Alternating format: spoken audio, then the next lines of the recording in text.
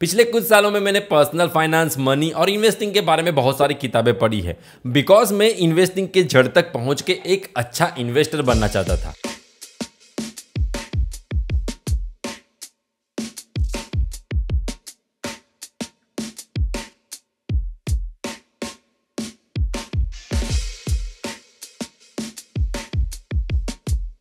और ये किताबें पढ़ने के बाद मुझे लगा कि यार चलो मैं ये सब किताबें पढ़ लूंगा तो मैं भी वॉरेन बफेट बन जाऊंगा, राकेश झुनझुनवाला बन जाऊंगा और मुझे फिर पैसों के लिए कभी लाइफ में काम नहीं करना पड़ेगा। आराम से मैंने जो पैसे स्टॉक मार्केट में लगाए हैं उससे मेरा घर चलता रहेगा, मुझे कोई नौकरी वगैरह करने की जरूरत नहीं पड़ेगी। लेकिन सही बताऊं ना तो इन किताबों से मैंने जो पढ़ा है ना वो मेरी एक्सपेक्टेशन से बिल्कुल ही अलग है। सो इस वीडियो में पर्सनल फाइनेंस और इन्वेस्टिंग के बारे में वो बातें बताऊंगा जो मैंने इन सारी किताबों से पढ़ी है। और मैं प्रॉमिस करता हूं कि इस वीडियो में मैं जो बातें बताऊंगा आपने शायद पहले कभी नहीं सुनी होगी। ऐसी बातें आपको इस वीडियो में सुनने को मिलने वाली है। तो चलिए शुरू करते हैं। शुरुआत सबसे पहले इस बुक से करते हैं जो पिछले 20 सालों के लिए नंबर 1 बेस्ट सेलर रही है पर्सनल फाइनेंस के बारे में। और ये किताब मैंने लोकल लैंग्वेज मेरी गुजराती में परचेज़ की है बिकॉज उस टाइम पे अमेज़ोन पे ये बुक इंग्लिश से काफ़ी कम में मिल रही थी। तो उस टाइम में मनी के थॉट्स के कारण मुझे लगा कि यार क्यों इतना खर्चा करना जब मैं गुजराती में पढ़ पाऊँ। लेकिन शायद ये मेरी मिस्टेक थी। आप चाहो तो इसको इंग्लिश में ही परचेज़ करना। हालांकि मैं भी अभी इसकी एक इंग्लिश कॉपी मंगवाने वाला हूँ। लोकल लैंग्वेज में शायद आपको इतना मज़ा नहीं आएगा जितना इंग्लिश पढ़ के आएगा। सो रॉबर्ट कियोसाकी की ये किताब उन्होंने अपने 2 फादर के बारे में लिखी है। एक फादर थे जो थोड़े कंजर्वेटिव थे पैसों के बारे में, वो बैंक में पैसे जमा करते थे, पैसे बचाना जानते थे और पैसे खर्च करना नहीं जानते थे। लेकिन दूसरी तरफ उनके एक फादर थे जिनके बारे में रॉबर्ट बताते हैं कि वो पैसों से पैसा कमाना जानते थे और इसके लिए उन्होंने बेसिक 2 प्रिंसिपल जो मनी के हैं वो बहुत ही अच्छी तरह से इस किताब में बताए हैं। एक है एसेट्स एंड लायबिलिटी। अब ये बहुत बेसिक चीज़ है। एसेट्स एंड लायबिलिटी हम पढ़ते थे हो लेकिन इसको कभी हम रियल लाइफ में इस्तेमाल नहीं करते। हम कार खरीदते हैं, घर खरीदते हैं, मोबाइल खरीदते हैं। ये सब चीज़ें ना पैसे को कंज्यूम करती है। अगर आप गाड़ी परचेस करते हो तो पेट्रोल का खर्चा होगा, उसका मेंटेनेंस का खर्चा होगा, ये सब उसकी लायबिलिटीज होती है। तो एक कार खरीदना बहुत बड़ी लायबिलिटी है। जबकि कोई एसेट आप परचेस करते हो जैसे कि आप कहीं पे स्टॉक मार्केट में इन्वेस्ट करते हो या फिर कहीं बिजनेस में अपना पैसा लगाते हो तो इससे क्या होगा कि आपका पैसा ग्रो होता रहेगा, आपको अपने पैसे पे रिटर्न मिलता रहेगा। तो रॉबर्ट कियोसाकी इस बुक में यही 2 फंडामेंटल चीज़ को डिस्क्राइब करते हैं कि एसेट्स और लायबिलिटीज को किस तरह से हमें मैनेज करना चाहिए। हमें जितना भी हो सके वो हमारे एसेट्स को बढ़ाना चाहिए और अपनी जो भी लायबिलिटीज है उसको हमेशा कम करना चाहिए। लेकिन हम जनरली क्या करते हैं, हम जब कमाना शुरू करते हैं, सैलरी आने लगती है तो हम बहुत सारी लायबिलिटीज परचेज कर लेते हैं। हम क्रेडिट कार्ड पे लोन ले लेंगे, हम गाड़ी ले लेंगे, हम घर ले लेंगे और ये सब चीज़ें हमारे पैसों को कंज्यूम करती ही रहती है। हम एसेट्स में बहुत कम इन्वेस्ट करते हैं। हम इक्का दुक्का स्टॉक वगैरह कभी कभी ले लेते हैं लेकिन बहुत सारे लोग मैंने ऐसे भी देखे हैं जिनके पास लायबिलिटी बहुत सारी है लेकिन एसेट्स कुछ भी नहीं है। तो सिंपल फंडामेंटल चीज़ यही है, अगर आपको इन्वेस्ट करना है, अगर आपको रिच बनना है तो आपको एसेट्स बढ़ाने ही पड़ेंगे। सेकंड किताब है, बहुत पुरानी है, think and grow rich, Napoleon Hill ने 1937 में लिखी थी और ये उस टाइम की तो बहुत ब्रिलियंट बुक थी लेकिन आज भी इसकी काफ़ी सारी कॉपीज सेल होती हैं। ये किताब ऐसे बताऊं ना तो ये साइकोलॉजी और माइंडसेट के बारे में है। इसमें इतना कुछ डिटेल में नहीं बताया है कि आपको पैसे किस तरह कमाने हैं, लेकिन इसमें माइंडसेट जो पैसों के बारे में रहता है, जो रिच लोगों का माइंडसेट रहता है उसके बारे में बताया गया है। बेसिकली अगर आपने शाहरुख खान की मूवी ओम शांति ओम देखी होगी तो उसमें एक डायलॉग है, किसी भी चीज़ को अगर आप शिद्दत से चाहो तो पूरी कायनात उसको आपसे मिलाने की कोशिश में लग जाती है। अगर मैंने अच्छे से बोला है तो यही डायलॉग है और यही टाइप की चीज़ यहाँ पे बताई गई है कि आप अपने मन में जो चाहते हो, अगर आप पॉजिटिव रहते हो, पॉजिटिव थॉट रखते हो कि मैं ये बिजनेस सेट कर रहा हूँ वो सक्सेसफुल होगा, उसके लिए अगर आप मेहनत करोगे तो वो सक्सेसफुल होना ही वाला है, आज नहीं तो कल। ये कुछ बेसिक प्रिंसिपल है इस किताब के। इस किताब के बहुत सारे कॉन्ट्राडिक्ट भी हैं, जैसे कि अगर आप किसी भी चीज़ में बहुत फोकस करते हो, उसमें फेल होते रहते हो लेकिन फिर भी उसमें कुछ इनोवेटिव ना करो, उसमें लगे ही रहो तो शायद आप इतने सक्सेसफुल नहीं हो पाओगे। आपको कुछ इनोवेटिव करना पड़ेगा, आपको कुछ नया करना पड़ेगा। सो ये किताब में 1937 में बहुत ही रिच पर्सन थे अमेरिका के डेल कार्नेगी, उनके साथ उन्होंने कुछ बातचीत की, उसके कुछ थॉट्स यहाँ पे रखे हुए हैं। बेसिकली ये माइंडसेट के और साइकोलॉजी के बारे में है। इसमें कुछ आपको ऐसा नहीं मिलेगा, ये बुक इतनी अच्छी नहीं है लेकिन आप चाहो तो ये किताब परचेज कर सकते हो। ये माइंडसेट को आपका ज़रूर ट्यून करेगा और एक पॉजिटिव माइंडसेट भी बहुत ज़रूरी है अगर आप बिजनेस लाइन या फिर कहीं में आगे बढ़ना चाहते हो, आप रिच बनना चाहते हो। तो ये किताब उनके लिए है जो अपने माइंडसेट को ट्यून करना चाहें। एक किताब की जगह अगर आप कोई इस चीज़ में ज़्यादा इंटरेस्टेड हो तो आपके लिए ये किताब है शू डॉग, जो कि अगर कोई आप कुछ नया बिजनेस ट्राई कर रहे हो तो इसको आप ज़रूर पढ़ें। इसमें स्ट्रगल के बारे में लिखाया गया है कि किस तरह से एक बंदे ने बहुत सारी मेहनत करके नाइकी जितना बड़ा एम्पायर खड़ा किया, उसमें पूरी स्टोरी है, पूरा स्ट्रगल है। जिस तरह से यहाँ पे नेपोलियन हिल ने बताया कि आप सिर्फ थॉट से ही अमीर बन सकते हो, उससे विपरीत आपको मेहनत करनी पड़ेगी, इस किताब में वो बताया गया है। तो आप अगर चाहे तो इसकी एक कॉपी भी ज़रूर पढ़िएगा। थर्ड बुक जो कि इसके ऊपर मैंने डेडिकेटेड वीडियो भी रिसेंटली बनाया है, ये है साइकोलॉजी ऑफ मनी, और ये बहुत ही ब्रिलियंट बुक है। ये भगवत गीता है अगर आप कहो तो पैसों के बारे में। इसमें बहुत सारी ऐसी बातें बताई गई है जो बहुत बेसिक है, लेकिन लोग इनको जानते नहीं हैं। मॉर्गन हाउसेल की ये किताब ना आपको अमीर बनना तो सिखाएगी ही, लेकिन ये भी सिखाएगी कि अमीर बनना इतना इंपॉर्टेंट नहीं है जितना इंपॉर्टेंट है अमीर रहना। अमीर तो बहुत सारे लोग बनते हैं, लेकिन काफ़ी कम लोग हैं जो अपनी अमीरियत को बचा सकते हैं, और इसका कारण ये होता है कि वो अपने पैसों को अच्छे से मैनेज नहीं करते हैं। और यही कंसेप्ट को इस बुक में बहुत ही ब्रिलियंटली बताया गया है। इस बुक में रिचनेस और वेल्थ के बीच में जो डिफरेंस है उसको बहुत ही ब्रिलियंटली एलेबोरेट किया गया है। मॉर्गन इस किताब में बताते हैं कि जिन लोगों के पास बहुत सारी मटेरियलिस्टिक थिंग है, जैसे कि बड़ी गाड़ी है, बड़ा घर है, महंगा मोबाइल है, वो लोग अमीर हो इतना ज़रूरी नहीं है। अमीर तो वो लोग हैं जिनके पास चीज़ें नहीं हैं लेकिन उनके बैंक अकाउंट में बहुत पैसे हैं, उनके पास एसेट्स है, उनका पोर्टफोलियो बहुत बड़ा है, उनके पास लाखों करोड़ों रुपए के शेयर्स पड़े हैं, वो लोग अमीर हैं। जो लोग के पास घर है, गाड़ी है, बंगला है, वो तो शायद लोन पे लेके भी अमीर बने हो, सिर्फ दिखावे के अमीर हो, किसको पता। सो रिचनेस और वेल्थ का ये बहुत बड़ा कंसेप्ट बहुत ही अच्छी तरह से इस बुक में मॉर्गन ने बताया है।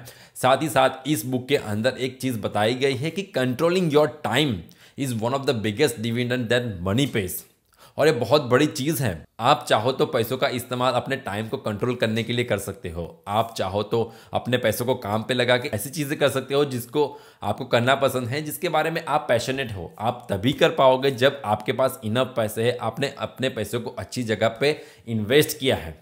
मॉर्गन ने इस किताब में वॉरेन बफेट के बारे में भी बहुत अच्छी चीज़ बताई है। उन्होंने बताया कि वॉरेन बफेट के पास आज जो भी वेल्थ है, जो भी इतना सारा पैसा है, वो पैसा रातों रात नहीं बनाना है, वो पैसा बना है कंपाउंडिंग रिटर्न से और पेशेंटली सालों तक स्टॉक मार्केट में इन्वेस्टेड होके। और ये बहुत बड़ी समझने वाली चीज़ है। अगर आपके पास बहुत नॉलेज है, आप सारी कंपनियों के फाइनेंशियल पढ़ते हो, बहुत सारे मैगजीन पढ़ते हो, स्टॉक मार्केट के बहुत सारे पी रेशियो देखते हो, स्टॉक मार्केट के जो भी मतलब टेक्निकल एनालिसिस सब करते हो, लेकिन अगर आपके पास पेशेंस नहीं है, आप अपने इमोशन को कंट्रोल नहीं कर सकते ना, तो आप स्टॉक मार्केट में पैसा नहीं बना सकते। आपको इंटेलिजेंट होने के साथ साथ आपको इमोशनली अपने आप को कंट्रोल करना भी आना चाहिए, और इसीलिए शायद बहुत सारे लोग स्टॉक मार्केट में पैसे नहीं बना पाते हैं, बिकॉज वो टाइम इन्वेस्ट नहीं करते, वो पेशेंस नहीं रखते, और पेशेंस जब रखो तभी पैसा आपका स्टॉक मार्केट में बनता है। ये बहुत ही बड़ी चीज़ जो कि मैंने इस किताब से सीखी है, एंड दैट इज़ वाई आज मैं जब भी कोई स्टॉक खरीदता हूँ ना, तो उसको बेचने के बारे में कभी नहीं सोचता हूँ। मैं ऐसा सोचता हूँ कि मैं एक प्लेन में बैठा हूँ और मुझे जहाँ मेरी डेस्टिनेशन है वहीं उतरना है, मैं यहाँ से जंप नहीं लगा सकता। अगर आप ये चीज़ अपने मन में बिठा लोगे ना, तो आप भी लंबे टाइम तक इन्वेस्टेड रहोगे, आपको भी मोटा रिटर्न मिलेगा। सो ये तो हो गई साइकोलॉजी ऑफ मनी, जो कि मॉर्गन हाउसेल अमेरिका के ऑथर थे, उन्होंने लिखी थी।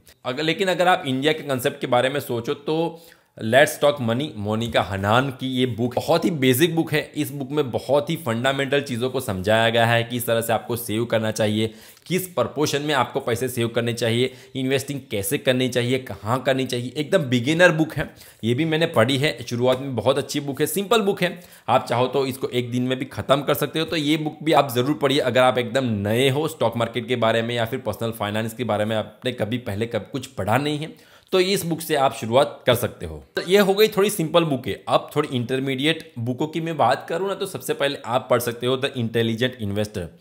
ये किताब वॉरेन बफेट हर बार रिकमेंड करते हैं। ये बोलते हैं कि मैंने जो भी इन्वेस्टिंग सीखा है ये इसी बुक से सीखा है।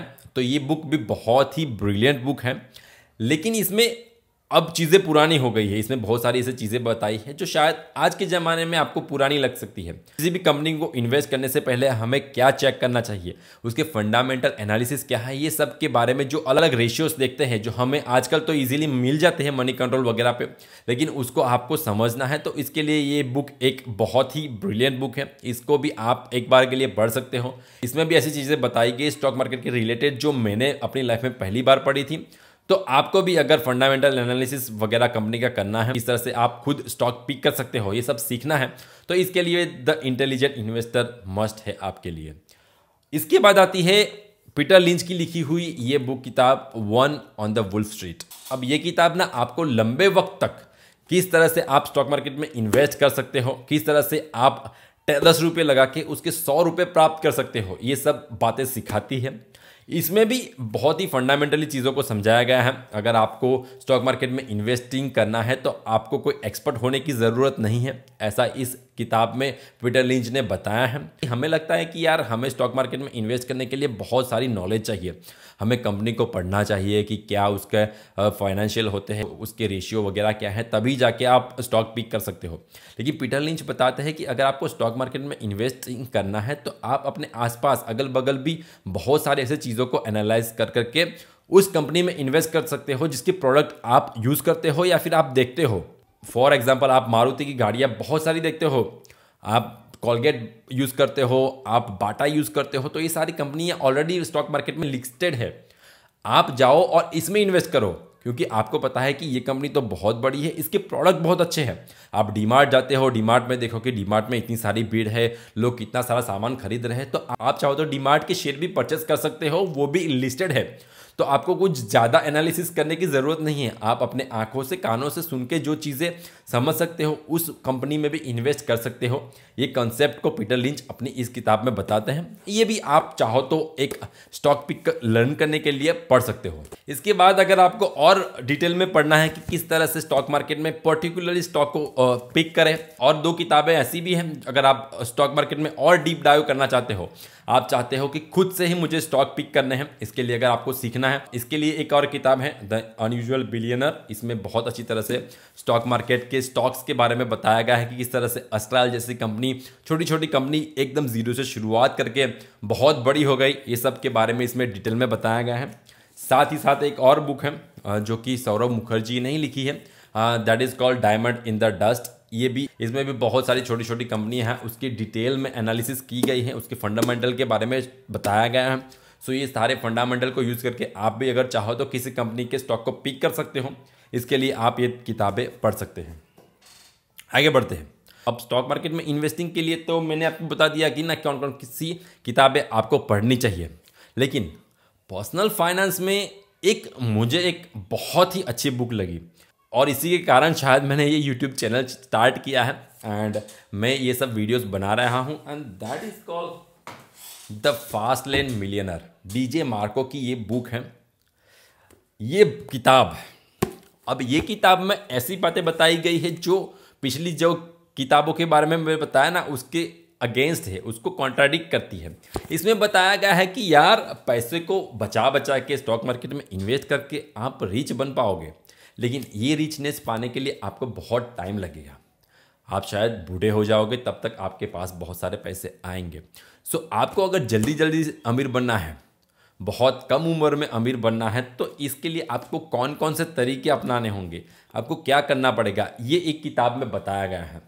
इस किताब में एंटरप्रेन्योरशिप के रूट को बताया गया है। इसमें बताया गया है कि अगर आपको जल्दी से अमीर बनना है तो आपको दुनिया की प्रॉब्लम्स फाइंड करनी पड़ेगी, और ये प्रॉब्लम का सॉल्यूशन बहुत ही बड़े स्केल पर बताना पड़ेगा। मतलब आपको कंज्यूमर नहीं बनना है, आपको प्रोवाइडर बनना है, और किस तरह से कौन कौन सी डायरेक्शन में आप ये काम कर सकते हो, इसको बहुत अच्छी तरह से बताया गया है।